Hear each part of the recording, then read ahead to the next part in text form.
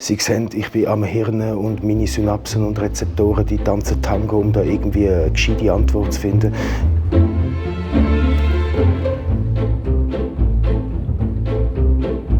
Ich mache Heimat nicht so sehr an einer Location, an einem Ort fest, an einem Land, sondern eher an Leuten fest. Familie ist für mich Heimat, meine Töchter sind für mich Heimat, meine besten Freunde sind für mich Heimat. Es ist für mich damals, Anfangs 90er Jahre, überhaupt nicht schwierig, die Schweiz zu verlassen. Ich war froh, die Schweiz zu verlassen. Es war für mich wichtig, dass ich in die Welt raus konnte, dass mir auch möglich gemacht wurde, in Amerika zu studieren.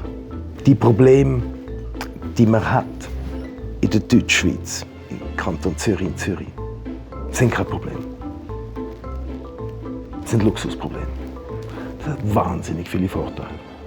Es ist ein Geschenk, Dankbarkeit, dass man in der Schweiz leben kann. Bern hat für mich die schönste Altstadt auf der Welt, die ich kenne.